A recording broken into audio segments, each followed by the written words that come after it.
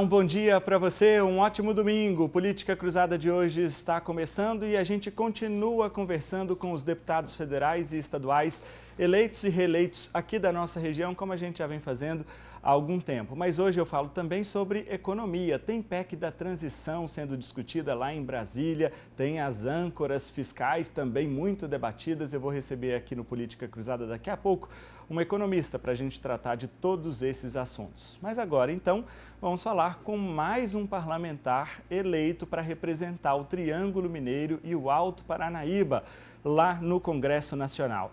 Eu estou recebendo aqui no nosso estúdio a vereadora e deputada federal eleita pelo PT, Dandara. Vereadora, deputada eleita, muito bom dia, obrigado pela presença e parabéns pela vitória. Bom dia, obrigada, 10ª vitória nossa, vitória coletiva, estou muito feliz de estar aqui. Deputada, para a gente começar a discutir aqui, eu tenho feito com todos os nossos convidados um raio-x do resultado das urnas. Quais foram os recados, quais foram as impressões que vocês tiveram sobre os votos que receberam? Então eu preparei algumas cartelas para a gente começar a ver agora. A deputada Dandara, do PT, teve no total, nestas eleições de 2022, 86.034 votos. Considerando que é uma primeira campanha a nível nacional, foi uma votação extremamente expressiva que Dandara teve. Ela foi estreante nas urnas há 2 anos, quando disputou a Câmara Municipal de Uberlândia, a Prefeitura, eu vou falar daqui a pouco. A Câmara Municipal de Uberlândia e foi a vereadora mais votada aqui da cidade. Vamos ver agora qual foi a votação dela em Uberlândia. Nestas eleições, só em Uberlândia, ela teve quase 35 mil votos.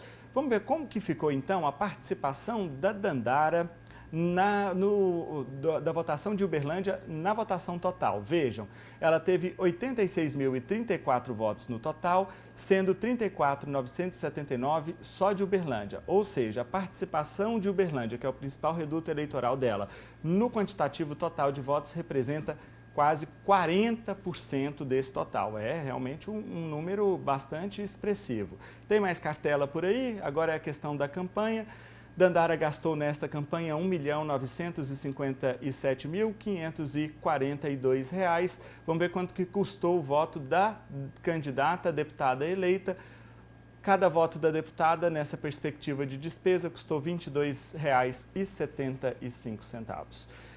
Apesar da votação expressiva em Uberlândia, você teve muito voto fora daqui também.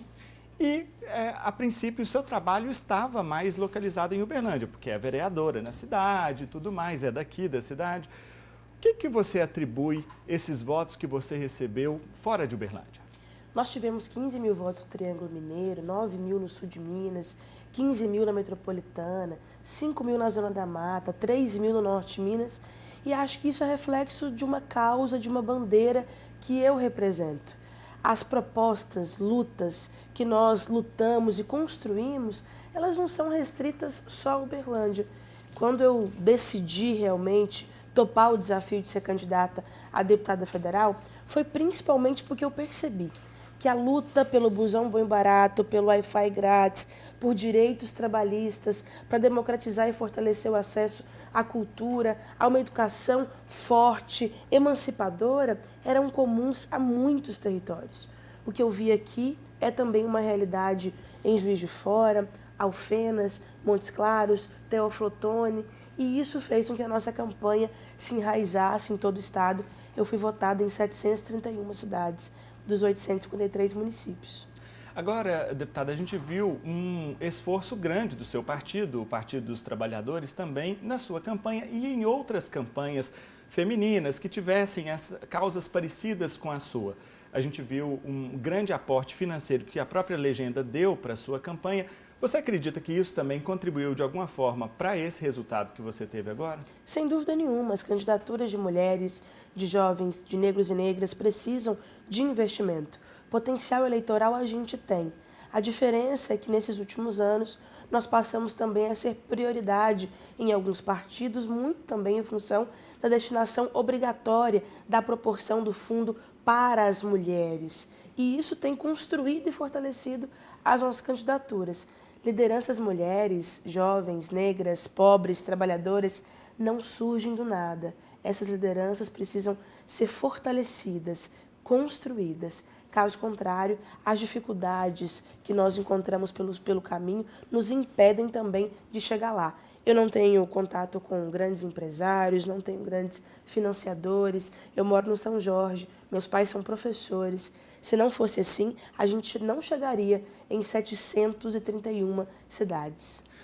Dandara, o presidente eleito Lula teve também uma votação expressiva em Minas Gerais, foi majoritário em Minas, apesar de que no segundo turno a diferença foi pequena, mas no primeiro turno, quando você estava disputando a Câmara Federal, a diferença já foi maior. Em que ponto a votação de Lula e a presença de Lula na sua campanha, porque ele gravou vídeo, vocês estiveram juntos durante a campanha, também contribuiu para esse resultado que você teve? Eu sou muito grata à força que o presidente Lula deu para a nossa construção política, porque ele estava realmente muito empolgado com a eleição de jovens, com a renovação na política e também com a renovação do próprio partido. Então, desde o início, ele topou vir para cá naquele ato de pré-campanha, fazer uma atividade em conjunta com o nosso pré-candidato ao governo na época, que era o Alexandre Calil. Ele organizou diversas agendas de campanha em Minas Gerais e sempre nos incluindo, não só para querer transferir voto, mas por acreditar realmente que a representação no nosso país precisa de outros elementos. E eu perguntei do Lula para a gente chegar no anúncio que foi feito pelo vice-presidente eleito Geraldo Alckmin nessa semana. A Dandara faz parte do grupo de parlamentares que integram a equipe de transição de governo, especialmente no grupo técnico da igualdade racial. Quem lhe fez esse convite? A nossa presidenta, Gleisi Hoffmann, e a ex-ministra no governo Dilma, professora Nilma Lino Gomes, foi a última ministra de Direitos Humanos e Igualdade Racial que nós tivemos. Eu fiquei muito honrada com essa convocatória. Sei que é a principal causa da minha vida atuar no combate ao racismo e quero contribuir muito com a construção desse diagnóstico e também das proposições. Como é que está esse trabalho, Dandara? Quando começam essas reuniões? O que vocês pretendem fazer? Tem um cronograma? As reuniões já começaram, a comissão ela é composta por 8 pessoas, sob a coordenação da professora doutora Nilma Lino Gomes. Agora são anexados os deputados e outros que vão contribuir com a parte mais técnica e burocrática desse processo. O nosso cronograma já está estabelecido. Tive a oportunidade de já participar no dia do anúncio de um papo com a nossa coordenadora e ela apresentou esse diagnóstico que está sendo feito. Nós temos agora até o dia 30 para apresentar um primeiro relatório, onde está, como estão as políticas públicas de promoção da igualdade racial. Qual é o orçamento, quais são as pastas, como é que está a estrutura desse órgão hoje dentro do governo, porque nós sabemos que no governo Bolsonaro a pasta de combate ao racismo e igualdade racial foi completamente desmontada. Mas nós precisamos saber de fato como é que está dentro dessa estrutura, o que está funcionando hoje, o que não está. Montou-se também subcoordenadorias para atuar nas áreas mulheres negras, juventude negra, educação antirracista, segurança pública. E também nós fizemos um esforço grande de tentar inserir em todas as áreas, todos os grupos de trabalho, pessoas negras, para que a gente possa também transversalizar o debate da promoção da igualdade racial e que não fique restrito a um grupo que debate racismo. Mas na saúde nós conseguimos indicar, na educação, no turismo, desenvolvimento social, indicamos em várias áreas pessoas negras para desde já transversalizar o debate. O segundo relatório é entregue no final do mês de dezembro, com as diretrizes, com as principais ações que o novo ministro ou ministra terá que tomar, em especial nos primeiros 100 dias de governo, porque essa é uma pasta que deverá ser reconstruída no governo. Então tem atos que vão necessitar de uma ação imediata quando o Lula tomar posse. Esse convite e a sua presença na equipe de transição lhe dá alguma esperança e, se você tem pretensão e vontade também de disputar ou de pleitear, não é disputar, no caso é pleitear algum cargo no governo, na composição do ministério do presidente Lula? Eu fico muito feliz porque Nós temos agora uma jovem mulher negra de periferia ocupando espaços que são espaços de liderança, de protagonismo, de muita operação e ação política. Eu sou a única jovem a compor o grupo de trabalho da igualdade racial. Isso não é pouca coisa. Num país em que a cada 23 minutos um jovem negro é assassinado. Num país que o jovem negro é a grande maioria dos desempregados ou nas condições de subemprego. Num país em que a juventude negra é a que mais evade no processo escolar. Então, acho que significa muito para a construção de políticas públicas. Porque eu acho que é necessário, muitas vezes, a gente estar para que a nossa voz, as nossas necessidades e demandas sejam ouvidas. Foi preciso ter um presidente que passou fome, retirante nordestino, para o Brasil sair do mapa da fome, da pobreza. E eu acho que nós precisamos cada vez mais de ter mulheres, de ter negros e negras, de ter gente trabalhadora nos espaços de poder para avançar o leque de direitos para o nosso povo. Eu estou muito empolgada agora, Danilo, para ser deputada. Estou muito feliz com a responsabilidade que o povo do Triângulo Mineiro de Minas Gerais me deu. Não é pouca coisa. Eu tenho 28 anos. Eu sei que eu só cumpri um mandato, metade de um mandato de vereadora, e eu quero agora ajudar a reconstruir o nosso Triângulo Mineiro, fortalecer lideranças, construir movimentos, ajudar na transformação de Minas Gerais. Tem uma Minas Gerais profunda que precisa ser fortalecida. Então, estou muito empolgada nesse sentido. Tem alguns temas que estão permeando a equipe de transição e você, na qualidade de deputado federal, vai ter que, invariavelmente, enfrentá-los lá a partir do ano que vem. Eu queria começar falando da RP9, que é o orçamento secreto. Na campanha eleitoral, o presidente Lula falou em algumas vezes que pretendia acabar com o orçamento secreto, etc. e tal, mas agora a gente já encontra uma certa dificuldade em entrar nesse assunto, exatamente porque existem outras prioridades que o governo precisa do apoio dessa Câmara que está lá do Congresso para votar, por exemplo, a PEC da transição. Você acha que este é um assunto que precisa ser enfrentado e qual é a sua opinião sobre o orçamento secreto? Sem dúvida nenhuma precisa, porque eu acho que é no arriar das malas que se diz como chega. Então, nós precisamos, nesses primeiros meses de mandato, de governo, mostrar a que viemos, colocar a casa em ordem e dar uma arrumada nas bagunças que foram feitas. Bagunças que eu digo do ponto de vista, inclusive, constitucional. É dever do Legislativo legislar e fiscalizar, do Executivo executar. Então, quando você pega o orçamento da União e destina ele, boa parte, para as emendas de relator, que é o que nós chamamos de orçamento secreto, você está tirando a competência do Executivo. E é o Executivo que tem metas, prioridades, planejamento, que tem um plano a seguir de financiamento. Então você imagina os cortes que foram feitos no Ministério da Saúde, no Ministério da Educação, para passar para orçamento secreto.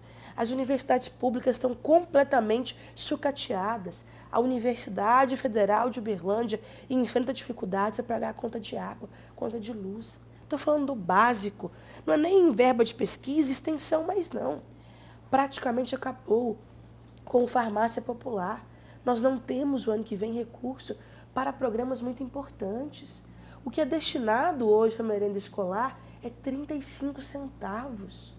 Você sabe, Danilo, a realidade das crianças de periferia que vão para a escola para se alimentar. Minha mãe trabalhou muitos anos ali no Odilon, que fica ao lado do Glória. Nós sabemos o que é essa realidade. Não tem recurso o ano que vem para merenda escolar. Esses 35 centavos. Então, eu acho que o orçamento secreto é uma completa degeneração do Estado democrático de direitos, do equilíbrio entre os três poderes que nós tanto dizemos. Não precisa colocar dinheiro na mão do deputado para que ele faça, toma lá da cá e assim sobreviva na política. Eu acho que nós precisamos de condições de trabalho. Nós precisamos conseguir legislar, fiscalizar. Nós temos que fazer uma reforma na legislação do nosso país. Tem lei demais, sobre um monte de coisa. Vamos juntar leis que estão falando a mesma coisa ou falando sobre a mesma matéria de formas diferentes? Vamos promover uma agenda de direitos? Vamos legislar sobre as principais demandas do nosso povo? Acho que é isso que nós precisamos nesse momento. Eu sou contra o orçamento secreto. Acho que a gente deve rever isso. E só vamos entender a complexidade do que foi o orçamento secreto do nosso país no dia 1º de janeiro, quando o nosso presidente Lula abrir essa caixa de Pandora, tirar o sigilo dos 100 anos e mostrar como que o Estado brasileiro foi desmontado para simplesmente tentar garantir uma eleição. Acho que tudo isso tem a ver com as relações políticas que a gente realmente reconstrói. A PEC que está sendo proposta agora. Eu ia te perguntar exatamente sobre isso. Como é que você está vendo essa PEC que está sendo proposta agora, que a princípio foi uma proposta, uma minuta inicial sem prazo, por prazo indeterminado, mas agora já estão tentando colocar 2 anos, porque senão não vai passar. E aí, o que você acha sobre isso? Eu acho que nesse momento é necessária. Porque como é que você vai garantir o pagamento do Auxílio Brasil, do Bolsa Família? Como é que você vai garantir a merenda escolar, a farmácia popular? Nós estamos dizendo de um rombo de bilhões de reais nos cofres públicos. A partir de janeiro, não tem dinheiro para pagar essas contas, em função do teto de gastos que foi estabelecido. Então, a proposta da PEC nada mais é do que flexibilizar o teto de gastos para esse tipo de gasto, que é com relação a políticas públicas, em especial o Auxílio Brasil, Bolsa Família, em especial para isso. Então, nós não estamos dizendo de abrir o teto de gastos para todo gasto do governo federal, e limitar de forma solta, pelo contrário, é dizer que nesse momento há uma necessidade, porque o que o Bolsonaro enviou de orçamento, diretrizes orçamentárias, de LOA, que é a Lei Orçamentária Anual, para o ano que vem, não prevê o pagamento do Auxílio Brasil do Bolsa Família. Tá, mas aí é que vem a outra polêmica. Existe uma discussão grande sobre as âncoras fiscais. O mercado já ficou extremamente agitado nessas últimas semanas em razão desse movimento da equipe de transição e também por causa de algumas declarações do presidente eleito Lula. O que fazer para poder ter esses dois equilíbrios, o social e o fiscal? Porque os dois precisam caminhar juntos, porque não adianta nada você, por exemplo, garantir o Bolsa Família e dar R$600, mas a inflação está a 15%. O juro está altíssimo, porque esse dinheiro, do ponto de vista prático, não vai adiantar nada para o trabalhador que ganhou. E aí, como é que vocês vão fazer para equilibrar as duas coisas? Nesse ponto, eu concordo muito com o presidente Lula. O mercado está ficando abalado por pouca coisa demais. Nós precisamos equilibrar as contas. Mas eu não vi o mercado ficar tão sensível quando o governo Bolsonaro estourou o teto de gastos com cartão corporativo. Eu não vi o mercado balançar tanto quando houve a denúncia do ministro da Educação estar comprando pastores, fazendo o bolsolão na educação com barras de ouro. Hoje nós temos 33 milhões de pessoas em situação de insegurança alimentar. Sabe o que significa isso, Danilo? São 33 milhões de pessoas que não sabem o que vão comer na refeição seguinte ou no dia seguinte. É muito grave isso. Nós precisamos fazer com que haja, de fato, um equilíbrio fiscal, que a gente consiga controlar a inflação. Não adianta o governo fazer um esforço gigantesco de colocar a economia girando e movimentando e a inflação subindo tanto. Olha o preço de alimentos básicos, como a cebola ou o tomate. Dandara, mas antes de chegar lá na Câmara dos Deputados, você ainda permanece vereadora de Uberlândia, pelo menos até 31 de dezembro. Qual o balanço que você faz desses 2 anos ali na Câmara de Uberlândia? Quais as frustrações que você teve, os êxitos que você considera que teve? Vamos fazer um balanço desses 2 anos. Acho que a Câmara de Uberlândia precisa, com urgência, passar por uma reforma administrativa e política. Foi a primeira coisa que eu propus quando entrei na Câmara de Uberlândia. Nós precisamos ter transparência, inovação, participação popular. É assim que nós vamos transformar aquele espaço. E nós precisamos colocar as coisas para andar. Se você vê a quantidade de projetos de leis bons, que vão de fato melhorar as condições de vida do povo de Uberlândia, que estão lá simplesmente parados por questões políticas, por jogo de interesse, por não ser daquilo que a maioria da base quer, você ficaria assim, assustado. Nós precisamos, na Câmara de Uberlândia, ter uma participação mais qualificada, para que os debates na política sejam mais qualificados. Eu estou muito feliz porque acho que ao longo desses quase 2 anos, nós conseguimos fazer muitos debates. Eu fiz uma oposição qualificada ao governo Adelmo. Momento algum eu subi na tribuna para atacar pessoalmente X ou Y, eu sempre discordei. Na política, eu discordo disso, por isso sou oposição. Acho que nós conseguimos promover muitas atividades. Eu sou uma das vereadoras que mais fez audiência pública. Eu presidi 2 comissões importantes, a Comissão de Participação Popular, a Comissão de Igualdade Racial, e nós colocamos, de fato, comissões para andar e funcionar com reuniões ordinárias, extraordinárias. Eu vou encerrar esse ciclo agora, como presidente de 2 comissões, entregando um relatório a partir de um diagnóstico que nós fizemos em audiências públicas, oitivas, visitas, da situação do racismo em Uberlândia, da situação da participação popular também em Uberlândia. Aprovamos projetos também que foram muito bacanas, como, por exemplo, ter ciclo de formação continuada sobre a Lei 10.639 e a 11.645, porque nós sabemos que o racismo acontece na escola não só durante o mês de novembro, é durante todo o ano, e para isso, formar e preparar os professores é fundamental. Nós aprovamos a Semana do Hip Hop, nós conquistamos a dignidade menstrual a partir da distribuição de absorventes nas escolas. Nós temos muitos projetos ainda que podem ser aprovados nesse restinho de ano, e acho que foi um trabalho sério, comprometido e de muita luta realmente.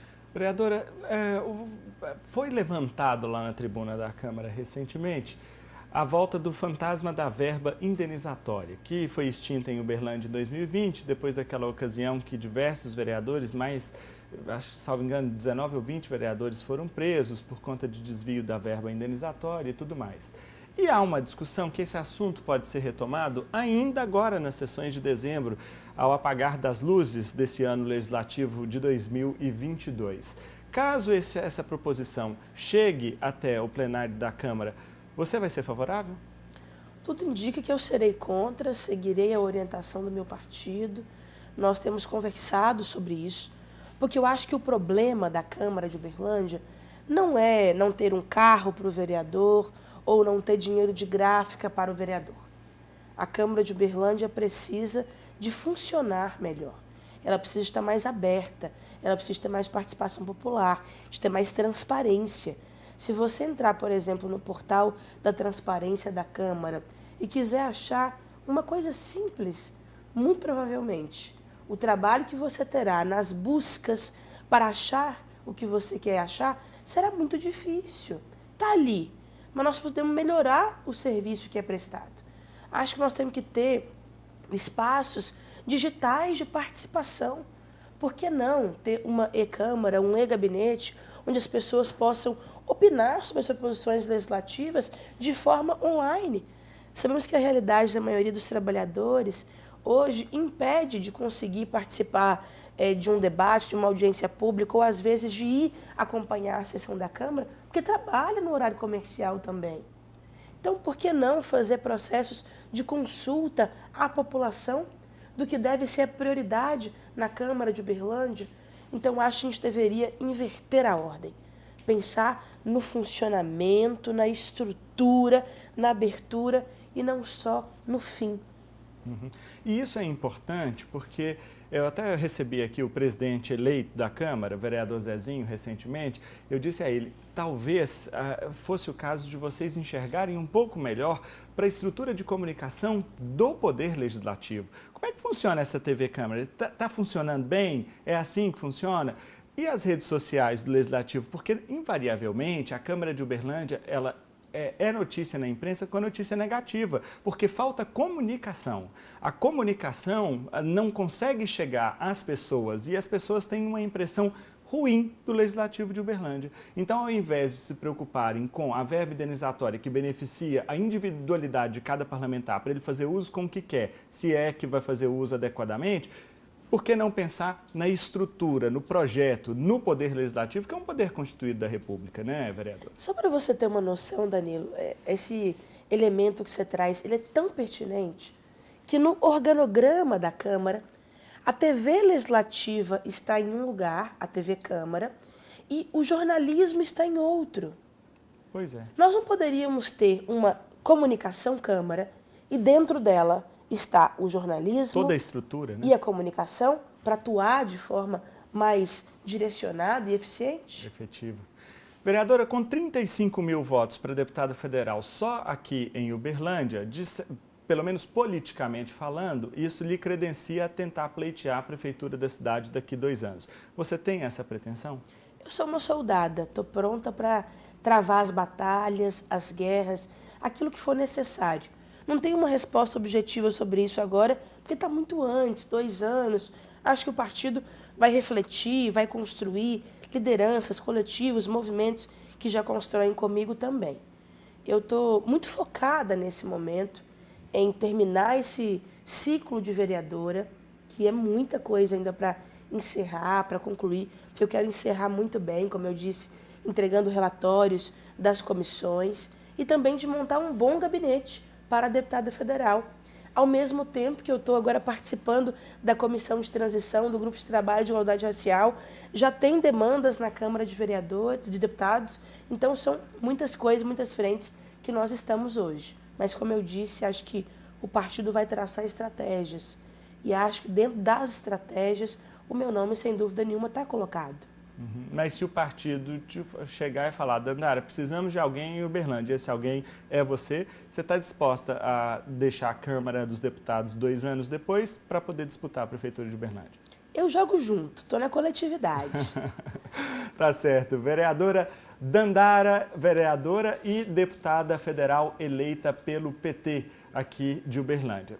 Olha, deputada, eu desejo toda a sorte do mundo para o seu mandato, porque eu imagino que é uma representatividade nova de Uberlândia que está chegando na Câmara dos Deputados e eu celebro aqui a representatividade de Uberlândia, seja da bandeira vermelha, da azul, de qualquer que seja a cor, mas o fato de a gente melhorar a nossa representatividade, tanto na Assembleia Legislativa quanto na Câmara Federal, é muito importante para a cidade, é muito importante para o povo da cidade. Então eu desejo sorte, que o seu mandato seja exitoso para trazer esses benefícios de que tanta gente precisa, tá?